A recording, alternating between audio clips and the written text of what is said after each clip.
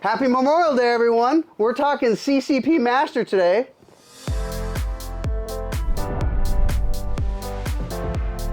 This podcast is made possible by LAX Ammunition, Southern California's largest ammo retailer with stores in Inglewood, Huntington Beach, and San Diego. Responsible practice at an economical rate without giving up quality and safety. What's up? My name is Paul G., Chief Safety Officer for the IDPA, helping you elevate your shooting skills safely and accurately.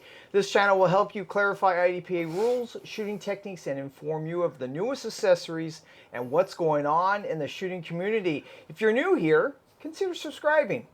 We are on scene at Bill Amstead's house. This is amazing. Welcome. I'm glad you like it. Hi, YouTube. How are you? Thanks for coming, Paul. Wow. Well, thank you, man. I got you a nice little. We got a smoking. Right. We got the Speed Kings cup that I've filled with tasty beverage. What's going on? How's your health? How's the hip? Dude, the hip rocks. Are you kidding me? Dude, I just did 4 miles this morning. I was just wondering, how can I purchase one? Because I need to get as fast as you are. Yeah, well, I don't know if that's going to help you, but it might. I'm actually not any faster than I was before. You're kidding It just me. doesn't hurt now. After the so that's the whole reason I did it is because my leg was, it wasn't doing.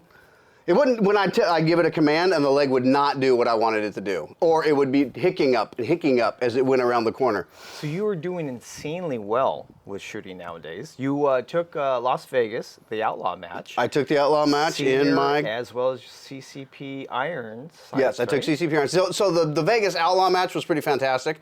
So it was CCP Bug and either Irons or Optic, all 10 round. So if you can get that into your head, so you've got 4 divisions. 4 divisions? Yeah, 4 divisions. Yep. CCP Irons, CCP Optic, Bug Irons, Bug Optics. I didn't even know what to do with myself. You had too many bullets, huh? You didn't know what to do. I'm like, I'm supposed to be shooting 6, and now I got, For once, I focused on shooting instead of reloading. And I was like, oh, you should probably move now.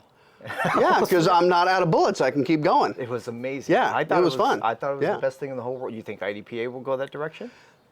Yeah, no, I don't think they'll go that direction, and I'll tell you why. Because currently we got CDP, SSP, Carry Optic, CCP, Bug. Is that it? ESP. However many divisions that there are. 8. You can remove Carry Optic, right? And then you can take those 7 divisions and make them either Irons or Optic. So now we've got, as a match director, I now have almost twice as many plaques to give out and twice as many groups to manage. And not that they have enough on their plate to be thinking about. So it would take 3 hours to do the award ceremony. And I'm not saying that's a bad thing, right? But you've got a pile of people that are out there, in my opinion, that are shooting carry guns with optics on them, and they're competing in the carry optics division, which is probably 70% of the current? I would have to say almost more. Almost more, right. So their division is, they're going to almost 12th or 14th place now, right? Mm-hmm. Because there's so many shooters. Yeah. But then you've also got marksman, sharpshooter, expert, master. Right? Yep. So however many plaques you had before, you're now doing, if you remove the carry optics division and you make everything, either SSP optic or irons, or ESP optic or irons. Now you've doubled all of those plaques in however many divisions. Right. So I don't think the IDPA is necessarily ruling them out. I'm just saying that it would be a logistical nightmare putting them in. Mm-hmm. So, I think they just need to get up off their buttons and do it, right? What do you think? I'm not saying that they shouldn't do it. I'm saying that it would be very difficult to do, but it would also open up a lot more. Instead of having everybody in the carry optics division, it would move people back to SSP, ESP, irons, optics. I would still shoot irons because I think the term is gun Amish, right? So I'm still shooting irons. I like irons. I haven't shot an optic yet, and I'm afraid to shoot an optic because then I'm like, oh, I'm going to like this, and then I'm going to go to that. I'm going to like it too much. It's going to be... Right. I don't want to do that. Which is true, because I went optics. I went on the dark side. I saw the light. I'm like, oh, my gosh. This is nice. Yes. I became a master, and I'm like, okay, so now what do I do with myself? Bug. Make the second most difficult division to shoot. Why not? You know? Talking about stress, though. And I'm gonna have to go that way. I really am. I think I'm gonna have to go that way. Really? Do you Yeah. have Well, the what else am I energy? gonna do? I'm gonna go CDP. I'm gonna go CDP. I gotta buy a bunch of 45. I gotta start casting 45 bullets. I gotta get sizers for all that stuff, and then I gotta. So how did you get so fast with the CCP gun, though? I don't know. I don't know if I'm any. Do you even know how fast you are? Yeah, I took 9th in the match yesterday. That's not very fast, in my opinion. And I shot a non-threat. It was great. Got him. And as I'm running through, I'm like, boom, boom, boom, boom, boom, boom. Got him. Moved on. Nope, I can't do anything about it now. Keep going. You know? Off you go. So more than it. So when I started shooting competition, Yeah. I like in the last video, I know how to shoot. I can do this. This is easy. And I was wrong. And when I was doing that 6-8 years ago, whatever it was, I think I started in 2015 or maybe 2016, whatever it was. I was in the middle of the pack, right? Consistently, I was in the middle of the pack. If there was 100 shooters, I was 50th. So as I started paying more attention on how I run a stage, so if you walk up to a stage and you've got, you got 9 targets, you got 18 rounds, okay, why does it take you 24 seconds to shoot the stage? If your splits are, let's just say half seconds, right? So if your half second splits, it should be 7 seconds of actual shooting. Where does the other 17 seconds come from? It comes from moving. It comes from presentation. It comes from, after I'm done shooting, move to the next position. So, learning to do a drop step or being farther away from the barricade to take my shots, and then moving into the next one, where to do your reload so that you're not doing a standing reload. Sometimes you have to do a standing reload. There's nothing you can do about that. So you approach your becoming faster with just how much time you waste? Oh, absolutely. Yeah, Really? It's all feet. It's all feet. And so you look at, and that's what your videos come in for. So you analyze your videos and say, well, where am I wasting my time here? Where am I wasting time? When I run into a position of cover, am I running into the position of cover and standing on the fault line to get my position and then getting my gun up? Or is my gun already up and I'm using my peripheral to see where my fault line is so I can put my foot on it and be in a position where I can shoot the entire array without moving? And that's how you became so efficient. That's how I become more efficient. That's You keep saying so efficient, like, I'm throwing lightning bolts down here or something. are. And that, no, I've seen you shoot. No. I always had to change your name. What were you going to change my name? Zeus. Zeus. They still call me Master Bill, which is actually kind of Master funny. Bill, that's right. But that's well earned, though, right? Well, yeah, I think so. So you didn't go to Colorado. I did not go to Colorado. I should be there right now. I should be driving home right now. Those guys are busting their butts. Oh, I'm sure. Yeah. Man, Well, Smyer lost his mind. You heard what he was doing. I haven't got to I haven't got to Scotty yet. Fred, I've talked to Fred, and Well, they went and shot Texas.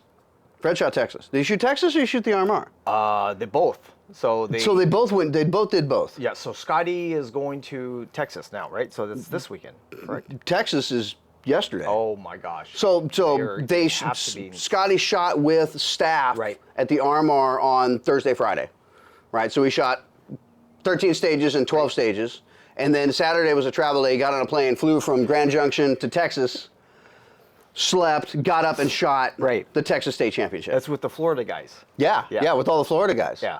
So they talked him into it, and they said, all right, great. So they got the green jackets, and they went out there and did some stupid stuff. Did you explain to YouTube the green jackets?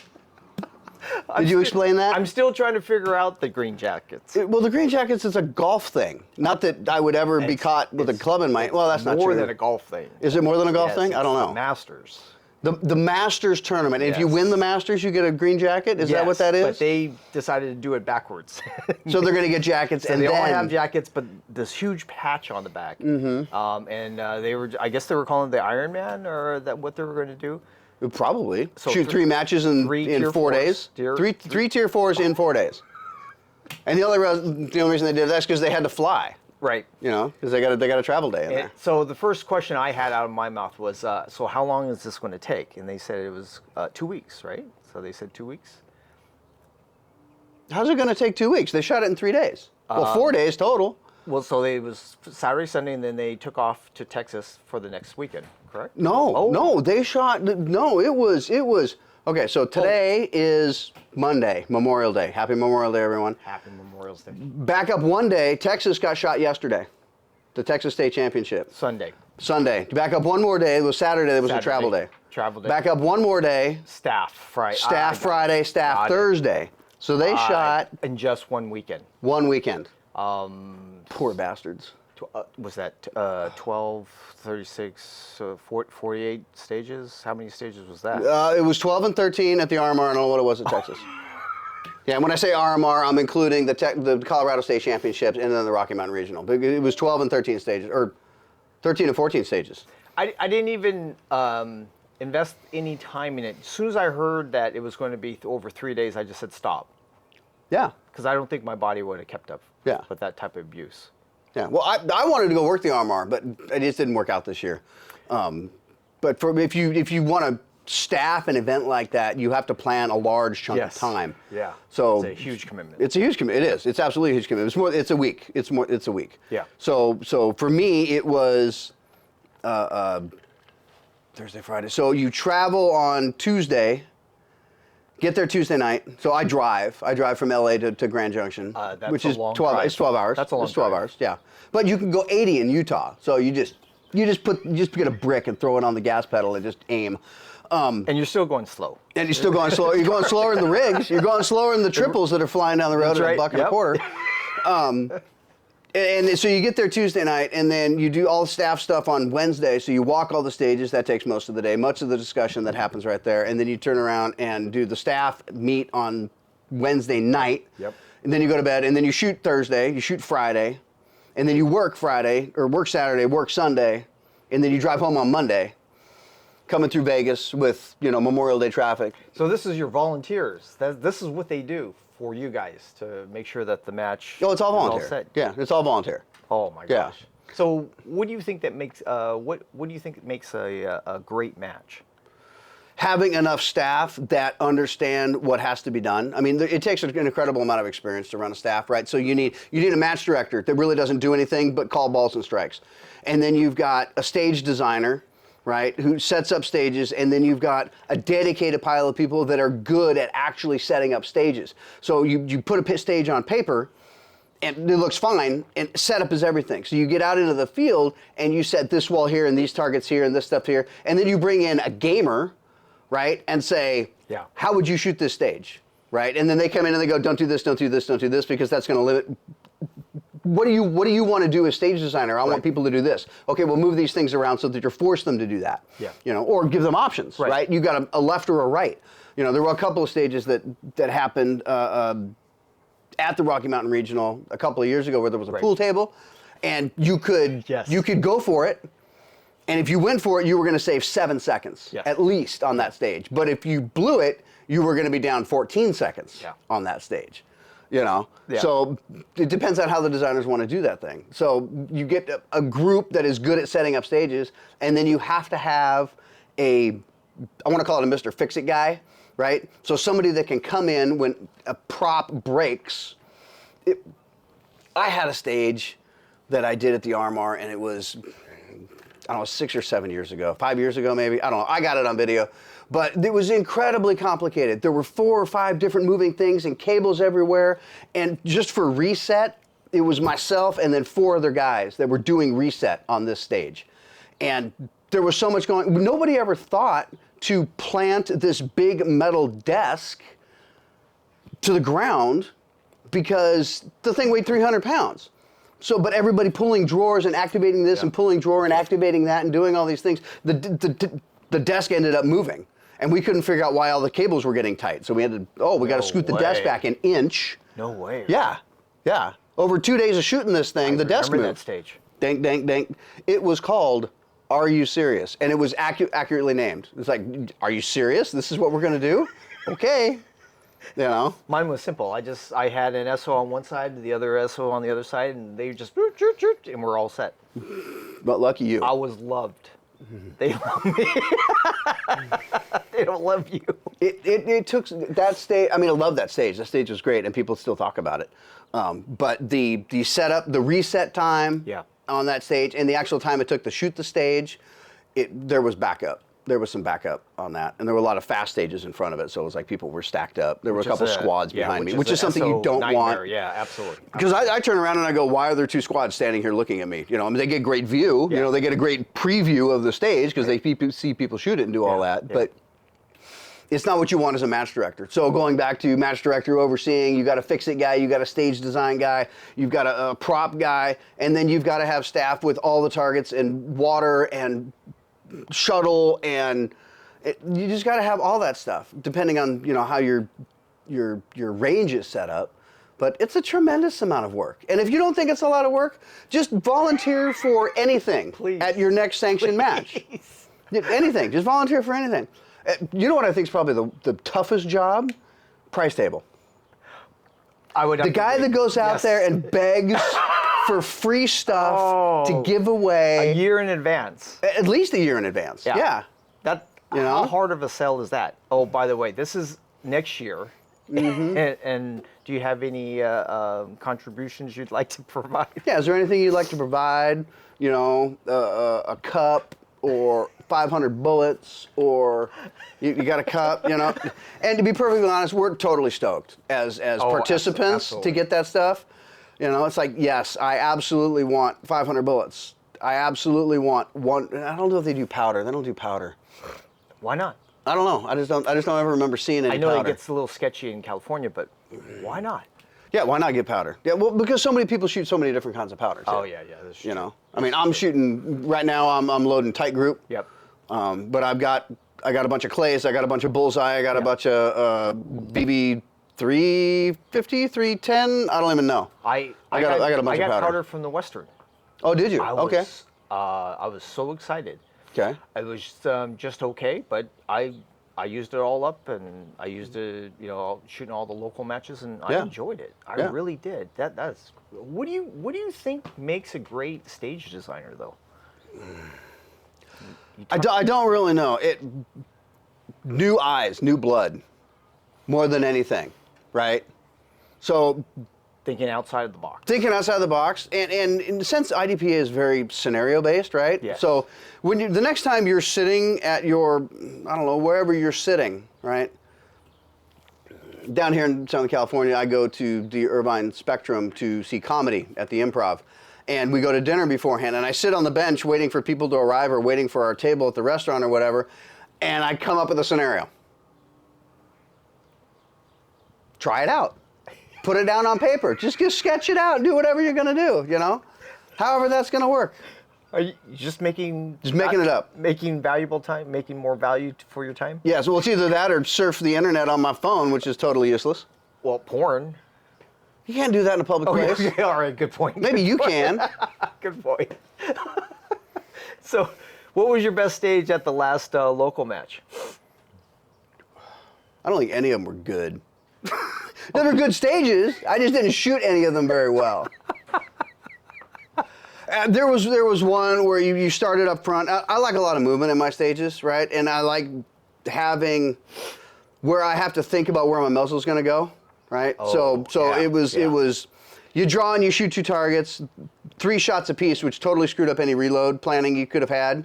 So it was you shoot 3 and then you back up and then you shoot 3 targets, so 9 shots. On angled ground. On angled ground, yeah. So it was angled ground because the bay was really tight. Right. The bay was really tiny. Yeah. So it's 3-6, you back up, 9, 10, 11, reload 1, 4, run all the way back and then shoots 2 steel. And the steel were at the front of the bay, so you had to go all the way back to shoot the steel to be whatever. And one thing I noticed on that one is there's steel and steel. Yes. And then there's a barrel. Yeah. Yes.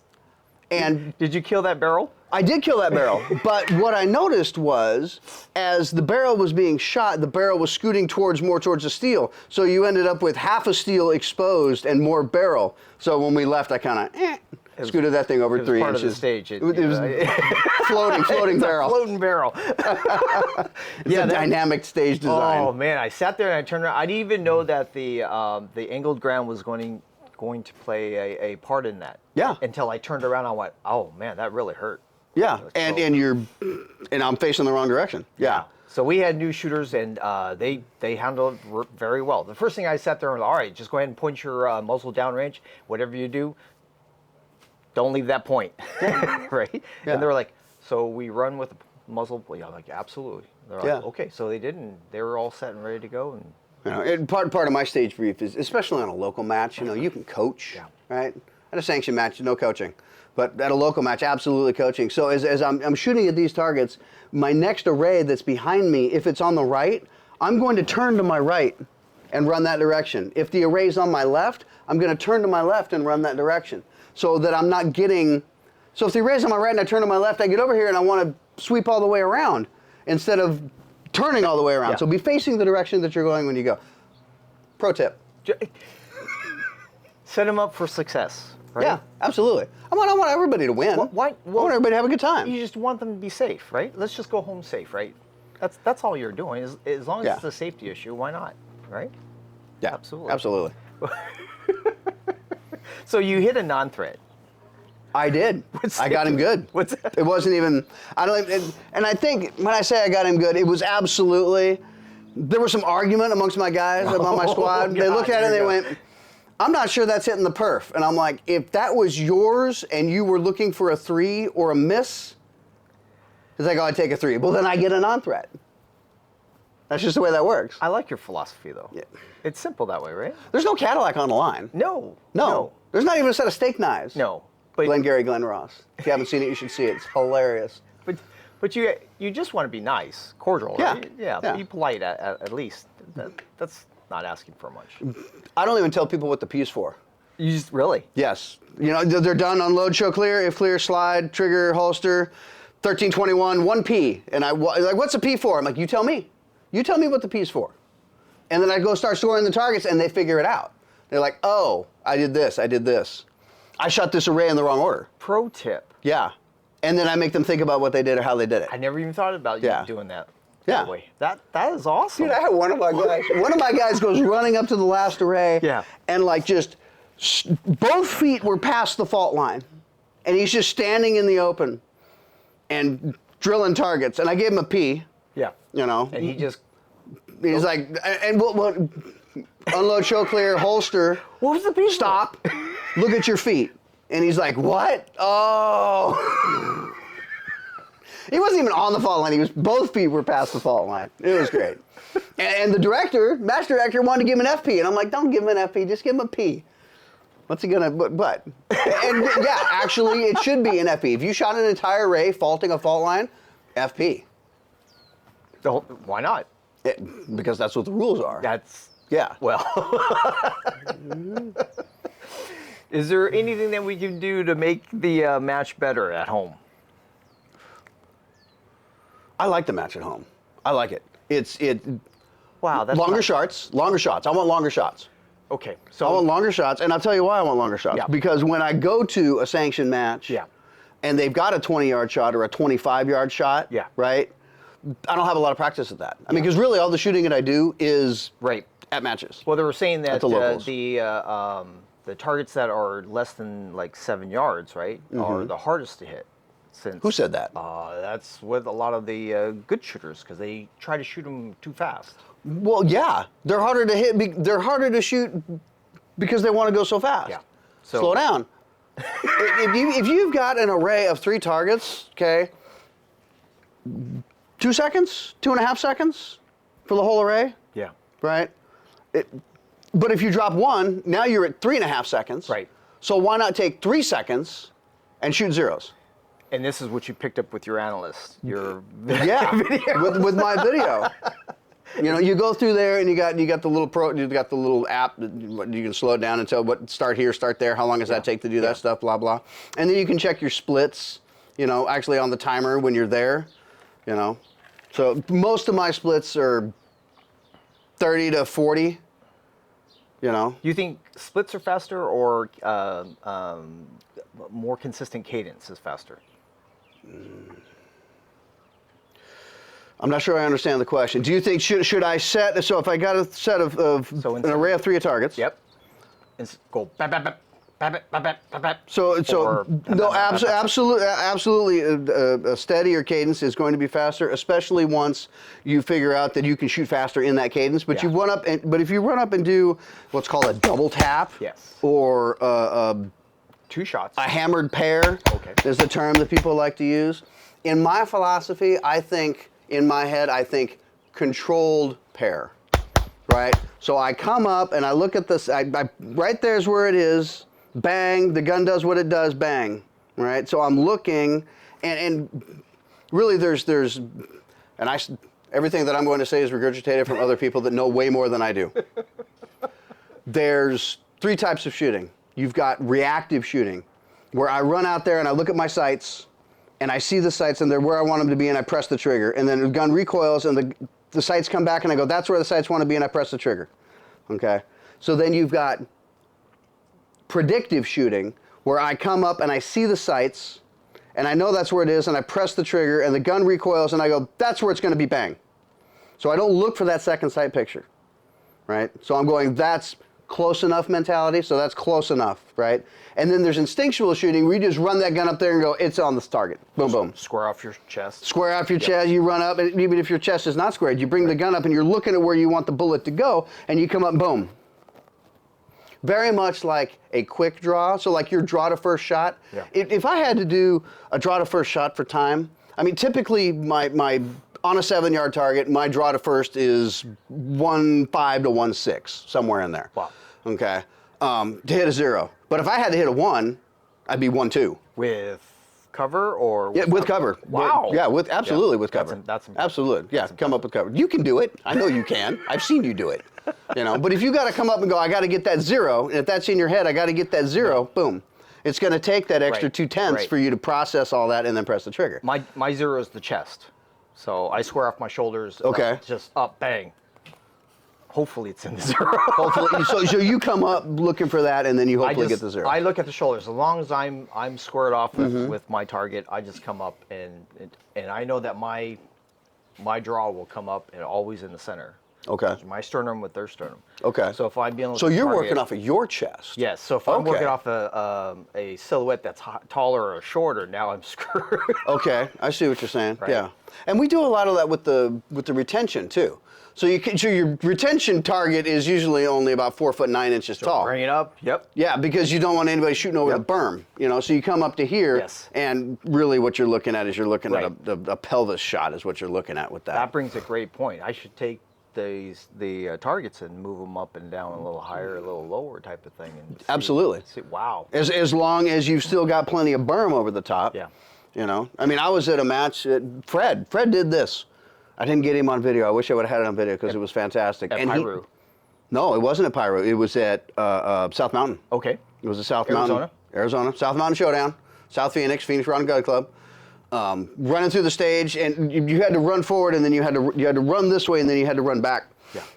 And as he's running back, he lost his footing and ended up on his side. That's right. And he comes up and he looks at the target, and I'm running the timer, and I'm like, why isn't he shooting? Yeah. Well, he's not shooting because he's thinking, because all he sees Up is and over the sky berm. Yes. beyond the target. Yes. So he got up and shot the target, and I'm like, Yeah. oh, wow. Yeah, he was telling me that story. I sat there, that's fantastic. Who does that?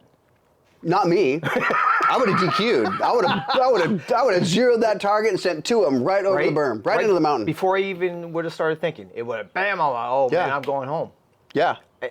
Oh, I would have got both off because I wasn't even thinking about that. I'm like, I'm just shooting my target, which is, it's fine for competition, but it's bad for, extremely. situational Oh, awareness. yeah, you got to absolutely. check your target and Yeah. beyond. You know, I've got sky. I can't do that. Yeah, a mile It's and a not half ducks. later, that thing's coming back down, right? Yeah, 2 miles later. Oh my yeah. I mean, it's going far.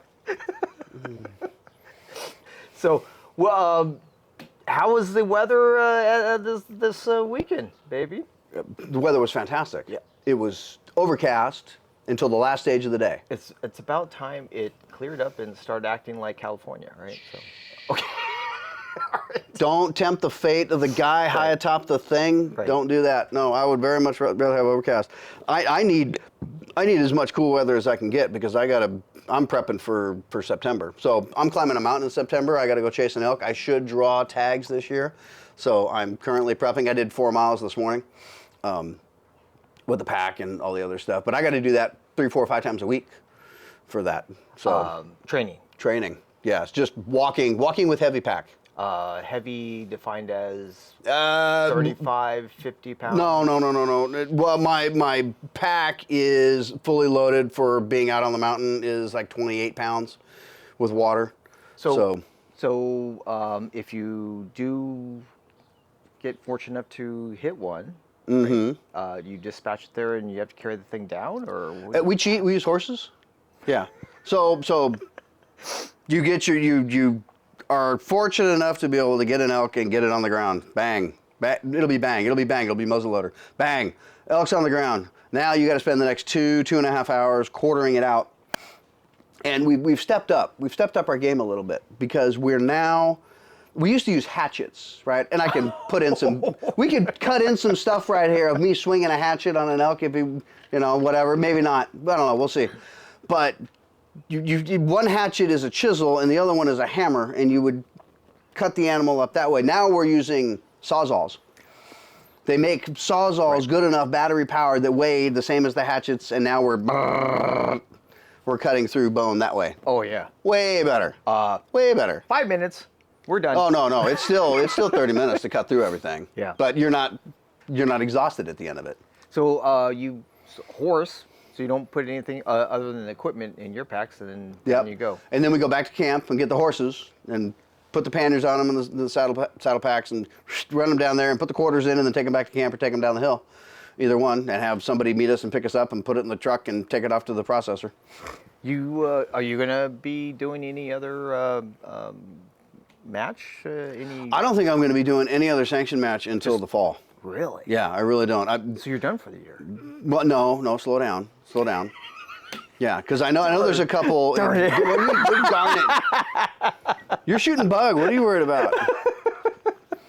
I'm really excited that there are now some more HKs on the California roster. If you remember the last video, I was bitching about that a little bit. Well, now they're on the roster, but the problem is Cal compliant. They need to be California compliant. Yes. And they're not. So they're currently, I'm sending an email.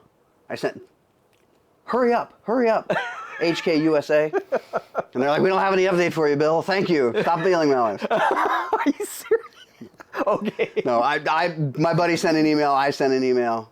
And then I'll wait another 6-8 weeks, and then I'll send another email. Right. I just want them to know that there's a market, for quality firearms in the state of California. California is the second largest market for firearms in the country. Do you know who's the first by state? New York. Texas. Yeah, of course. Yeah, Texas buys more guns than California, but California's number 2. We buy more guns than anybody else, even with the laws that we've got. I did not know that. Mm-hmm. How'd you find that out? Yeah, internets. Okay, of course. Based on NICS checks. And everything is true on the internet. No, based on FBI NICS checks. Oh, okay. Yeah, right, based on the National Criminal Instant Background Check System. Texas buys more. Yeah. How's the staff here locally? Oh, it's fantastic. Yeah. Yeah. They're knowledgeable and they're skilled and they follow the rules, which is really helpful for shooters that want to go shoot a sanction match somewhere else. They don't end up with commands that they don't understand. Yeah. And when we've got newer SOs, I want newer SOs on my squad, and I give them the timer and I go, you run it, right? And then when they start doing something that they shouldn't be doing, it's like, okay, don't do that, do this. So we got to deal with a new SO, Mel Craig. Mel. Yes. Awesome. You're a great videographer. Thank you very much. They put him in charge of 6, and we let him go. How do you do? Robert and Kurt, and we all three of us just sat there and said, okay, it's time for you to learn.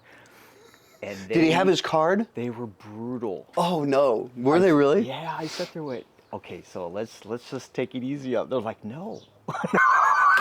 No. So I went up to Mel. I'm like, Mel, you okay? And he's like, oh yeah, I dig it. I'm like, okay. So we went off. He had the best time. What? So If you want to be a good SO, you got to learn from somebody that's a good SO, right? So there's things that there's only so many things you can say, right? yeah. So range is hot. Load, make ready. Are you ready? Stand by. Beep. While they're shooting, there's only 3 things you can say. Finger, muzzle, stop. Once they look like they're done shooting, if finished, unload, show clear. Right. If clear, it's a question. That's right. If clear, because I'm not the one that's deciding if it's clear. They're the ones deciding if it's clear. The shooter's like, yep, it's clear. Slide, trigger, holster. Range is clear. Then you call out the time and then you go and score targets. Right. But those are the only things that you say as an SO in a sanctioned match. Right. You know? The rest of it is The rest of it is Making sure ad lib and making stuff up and trying to get confusing the people. hell out of the and, way. Yes. Trying yes. not to get shot. Well, that's easy to do. Really, I like having 3 SOs on a stage, right? So you've got your stand around guy, right, who's probably the second most important, right? And then you've got your timer runner, who's the least important, and then you've got the guy that's running the pad, who's the most important because he is controlling all of the numbers that are then scored at the end of the day and whether or not you get a $20 piece of wood without your name on it. By far. By far, the tablet runner is the most important guy. So if you're ever running the tablet, no, you have the most important job. So regionals, that's Yeah. what I do. You run the tablet? Okay. Yeah, I let they're like, should I be doing that? I'm like, no, this is the most important job. Yeah. So I would have to agree, absolutely. absolutely. The pad is there. You know, and as someone that runs a timer, right? Most of the time I'm running the timer. As I'm running the timer, all I'm watching is the gun. I'm watching muzzle on the gun, and I'm watching barricades, and I'm watching that kind of stuff. The guy that's the second most important guy, he's watching feet, right? So as I'm running up, I'm counting rounds, and I'm watching dropped magazines, and I'm looking for errors that the shooter would make. Not that I want to penalize anybody for doing that, but what I want to do is I want to make it fair for everybody. It's all the same scoring system and all the same judgment. As long as he's not shooting CCP. Even if he's shooting CCP, then I'll just, flagrant penalty, Of course. Good job, man. Good job. Yeah. So, but watching feet and watching faults and whatnot, I had to give a football for he running in. He's running in, and he's one of our better shooters. He's one of our better shooters, and he's fast. And the reason he's a better shooter is because he's fast. He can cut seconds off of stages just by being quick in his movements from point A to point B. Because he has young legs. He's got younger legs, right? He's absolutely got younger legs, but he couldn't slow down in time, and as he's sliding into the point of cover, he gets his gun up and he starts shooting, and his foot went over, and I'm watching, and I'm listening, and I'm watching, and it's like his foot came back, and then it went over again because he kind of lost his balance, and yes, he shot while his foot was over the line. And I heard somebody behind me say, Bill doesn't miss anything. And you don't. Not much. I don't miss much, no. Right? Mm-hmm. So you're not necessarily looking at the gun anymore. Well, once he comes up to the position, usually when people have problems with their muzzle direction is when they're moving. Yes. Right? When they're moving and when they're reloading. Right? So once they're stopped. Once they're stopped and pointing at a set of targets, then there's other things that I can look at. But a lot of it's getting out of the way too. Yeah. Having the timer on the left side of their head is better as a right-handed shooter. Yep. Left side of their head is better than on the right side of their head, because if you're holding it on the right side of their head and they whip that thing open and hit your arm, Yes. Yes. You got to get out of the way. And it doesn't have to be right up in their ear. No. You can, it can be back here. I provide stereo. You got 2 timers? No, I just start from his mid back, right? Okay. By the time I bring it up to the center of the back of his head, he can hear it on both sides. Beep. Oh, okay. But you're using that as a timing thing. Yeah. So I make sure that everybody gets the same time instead of me just going right. So I just go, are you shooter ready? And then I just stand by. Stand by. Right up back of his head. Yeah. Yeah. I screw them up. I count. I count. I don't give anybody the same beep. Is it slower, or how much time do you? I do at least 1 second, no more than 4. Oh, of course. At least 1 second, no more than 4. And some guys, I love it. Some guys, they'll be like ready, right? And then stand by, and they go, And I just let him fall. I'm like, where are you going? And that's the advantage of a club match. You know, you can do that in a club match. You know, and they say, yeah, whatever. That's fair. You know? I mean, we had a squib on our stage. We had a squib. And stop. That's Leaf. He squibbed. Yes, he did. And thankfully, he told me. I was like, what? He racked it, and I'm like, stop. What are you doing? That was a squib for sure. And thankfully, it didn't go into battery. But fix your problem and then come and shoot it again. It's a club match. There's no $20 plaque without your name on it. You know, there's none of that stuff. You know, but in a sanctioned match, you get a beep, you get a score. Yeah. So if you squib, there was a guy, he was a newer shooter, and he was shooting a lesser quality firearm, but he hadn't shot anything left-handed or one-handed kind of thing. So when he went up to do it, and it had one of the trigger safeties, right? So it's got that, like on a Glock, it's got the trigger safety. So he went up with the left hand, you know, drew his gun and went left-handed, but he couldn't get it to shoot. So he couldn't get it to shoot, whatever, and so he got a beep, and he got a score, and so he was 0, the time was 0, but he was down 85. Oh. Yeah, or whatever it was on the stage. And then we're telling him, look, now, today, best raw. Score doesn't matter anymore. Just shoot that thing as fast as you can do it. Yeah. And he didn't get it. I'm like, the warm-up stage. no, it was a stage. It was after the warm-up stage. You're kidding me. It was an actual stage. No kidding. Oh, yeah. wow. But now it was the second stage of the day, I think. It was the second stage, and I would just go best raw, man. Go for it. You put up the smallest number that you can put up. Doesn't care about points. No. Smallest raw number. Yeah. we had David Orr do that. David Orr did that. He was on my squad, and he said, I don't care about points today. And David knows how to shoot. David is a fantastic shooter. Right. He is a master level shooter. Okay. Yes, I have master classifications. I am not a master level shooter. He is a master level shooter. Argue all you want. But, so he said to me, I'm going raw today. And I said, fantastic, that sounds like a great idea. And he shot every one of those stages just as fast as he could put the gun at the target and pull triggers. Didn't care about points, didn't care about, okay, let's be clear. Didn't care about points, didn't care about non-threats, didn't care about any of that stuff. Paid attention to fault lines and followed all the rules, right. But he shot it as fast as he could possibly shoot it. And the intent was to figure out how physically fast he could shoot a stage. Never mind the aiming. So, right? So I brought up a point that that was a part of my training, but I did it with a PCC. Okay. With PCC, it didn't matter what I was looking at. I was just making sure that I got through it as fast as I can with that big, huge platform. Yeah. And I never thought of trying it with other guns. That's amazing. Let's be clear. He was down like 35 points or 40 points on the day. Yeah, but he was still 5th. He still beat me. Couple of non-threats, throwing 3s. Most of it was 1s because he'd come up and he'd get at least 1-0 on it because his point is that good. But forcing yourself to come up and not shop, right? Yeah. You just shoot. Don't shop. Don't shop for that target. Right. Don't look for it. Just come up and good enough. You'd be surprised on the results, which 5th, really. He took 5th. I remember that, and I was shocked. He was down a bunch of points, but his raw was so fast. It was USPSA fast. I think we should try that. Yeah, I'm in. I want to try that with a bug, though. Why? I don't know. Why would you do that with a bug? I don't know. I was watching your What a video on the waste. thing. Can you not shoot that gun faster than that? So I could. Yeah. Multiple people told me not to. Okay. So you only have 6 rounds, so there's that issue.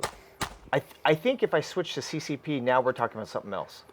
Yeah, we're talking about something else. But in the video that I saw that you were doing, right, which was fantastic, by the way, because I loved the narratives that were going through the thing. I thought that was really good. So right. That was my progression. That was like my 2nd month shooting the damn thing. Okay. Right, and so I'm step by step. I'm coming up. So, okay. So now I'm actually working on speed. And, And I still have the accuracy issue. I lose my sights a lot. Really? Yeah. Okay. So I went to one of those optic rods, right? So the fiber. Thank you. So fiber optics. You went to the fiber front. But it was too tall, and so now it won't fit in the box, right? So HK, you and your HK. Don't blame the HK. You bought a sight that was too tall. I bought the sights that they give me. I Do they understand. make shorter sights? Yeah, somebody does. Okay, I hope so. Somebody does. That's what I'm well, looking see, here's the thing, right? So you're shooting the SK. Yes. Okay. You're shooting the 2000 SK. 2000 SK. Yes. On the roster now is the VP SK.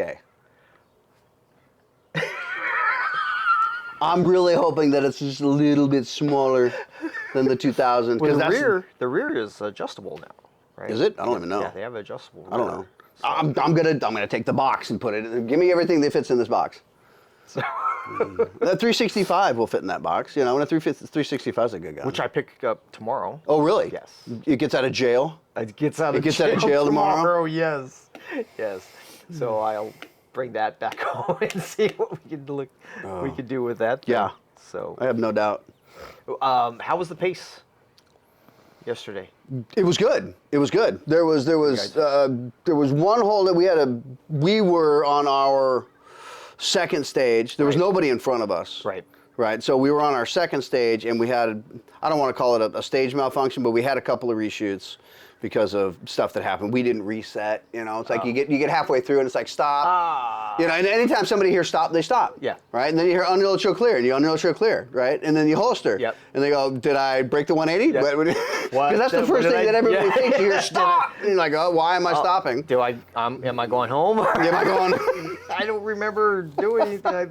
Okay, what happened? Yeah, but the steel wasn't reset, so it's like stop wasting your ammo. Yeah. You know, we can tape everything. Yep. Go get more BBs. Go load up, next shooter. You know, go and do the thing. And I've had a bunch of stuff where I've only had to yell stop a few times.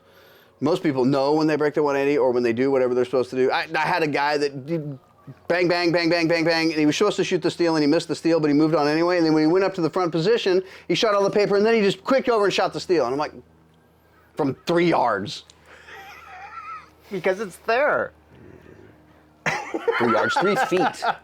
It was right there. And as soon as he did it, he went, and I'm like, stop. You got to go home now. The second stage of the day. You got to go home. Don't do that, you know. I've had guys lose footing, and I had a guy end up, I'm watching the gun the entire time. So he goes down and I'm watching the gun, and he did the roll and he ended up on his back like a turtle looking at me. And I'm holding the timer. I'm like, you didn't break the 180, get up. And he got up and finished the stage. Yeah. Keep your finger off the trigger. How do you come up with and these keep guys? the muzzle down range That no is matter what awesome. happens. You know, newer shooters, I tell them, when you go home, take your gun out, take your finger out, pick a wall in the house, north, south, whatever. Yeah. Pick a wall, and then walk around the house like you normally would with your finger pointed at that wall. I don't care what room you're in, right? So you got to go into the bathroom. You got to go down the hallway. You got to take the gun, and you got to go around the wall and come back this way. So the next time you're at a stage where you come up to a barricade, you don't do this thing. You do this thing. You imagine his family? Look, what is wrong with you? Yeah. I would have to say that. Buy your plastic gun. Get a effective. plastic of whatever gun Right. that you shoot, Right. and sit on the couch. Learn proper grip, and then sit on the couch and go, this is how it feels. This is how it feels. So every time you come out, your hands are in that proper position every time you come out. So when you grab that gun out of your holster and you come up on that first target, your hand is in the same position every time. Master shooters. This is what they do. It's what we do. It's what we do. IDPA used to stand for I don't practice anymore, but That is so I sad. still practice. And I got a problem. I got a problem, and I got to work on this. When I go to reload, I drop the gun way down here.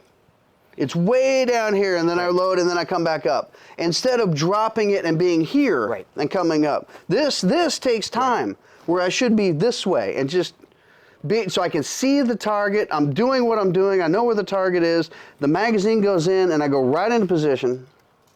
So that's one of my last steps. I'm trying to figure out how to keep the gun up when I'm reloading, but it seems to always want to come down. Well, you got this thing where you hit the button when you're here. Yeah. So the magazine doesn't want to fall out. I'm trying to it's supposed to be here. But Well, now are you hitting with your thumb or are you hitting with no, your? I have two paddles. Yeah, I know, but which one are you hitting with? Both. Oh, you have. Stop doing that. I have to. No. No, the spring is so tight. right? I come up and if I do it with one, I can't do it with one. I know.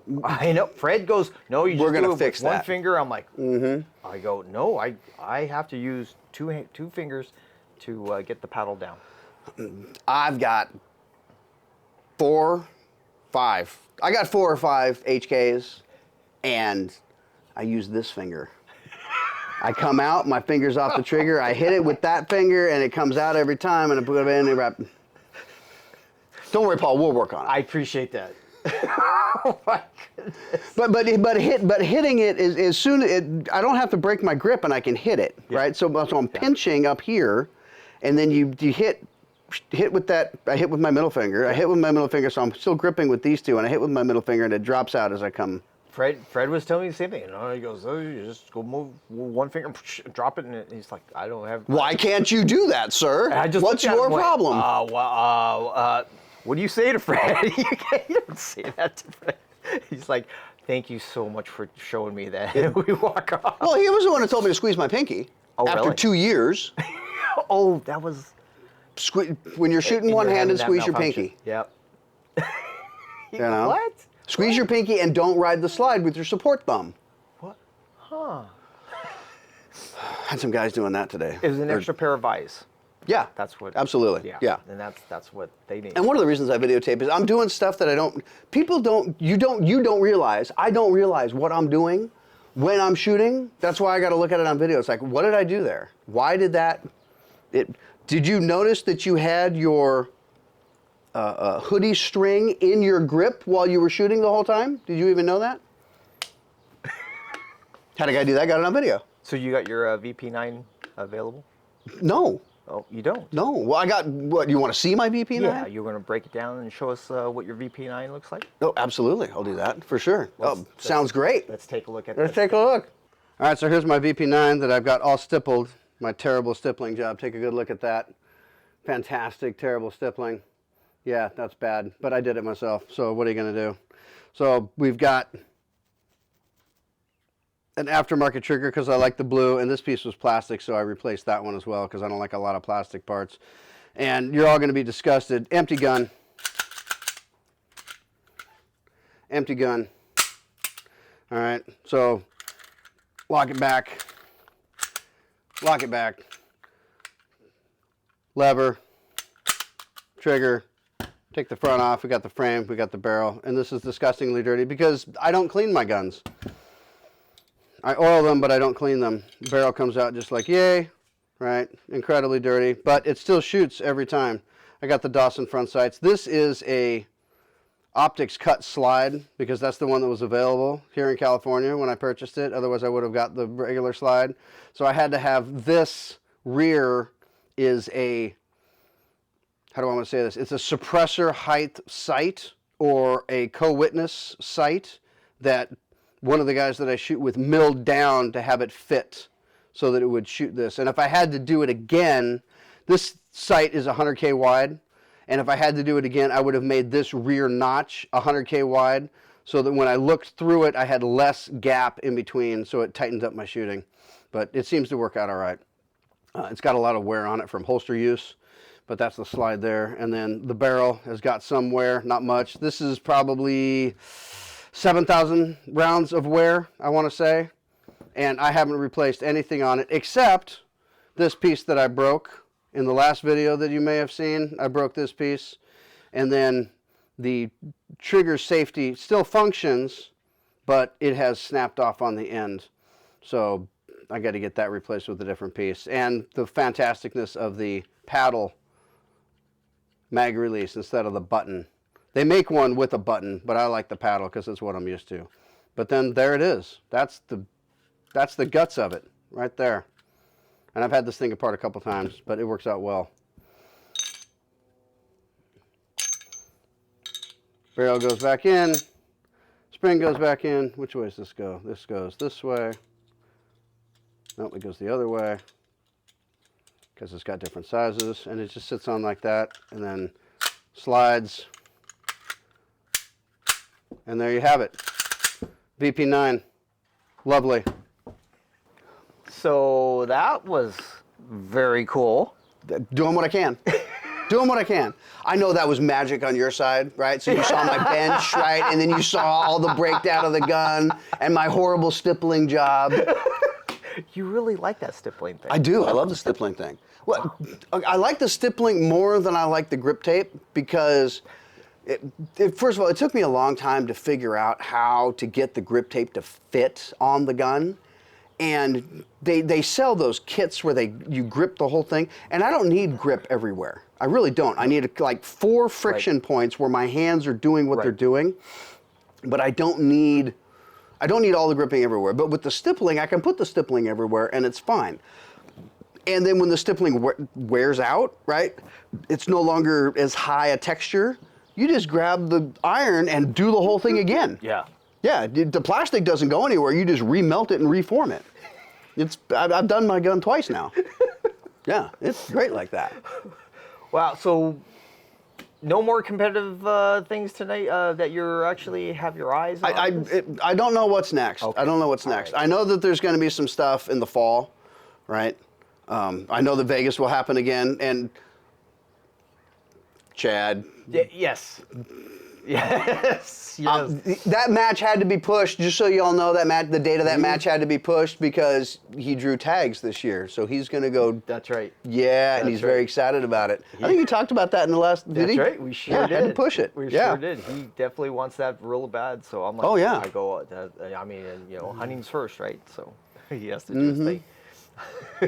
Well, stay tuned for our next video. We are showing techniques how to clear your palm while reloading.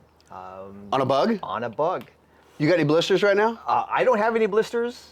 Nothing here. I'm doing. If you ever shoot bug, you know exactly what I'm talking about. Stay tuned for that. That'll be upcoming. So, but thank you so much for tuning in to Can We Chat. Please consider being a part of our shooting community, building relationships around safe gun practice and IDPA competition.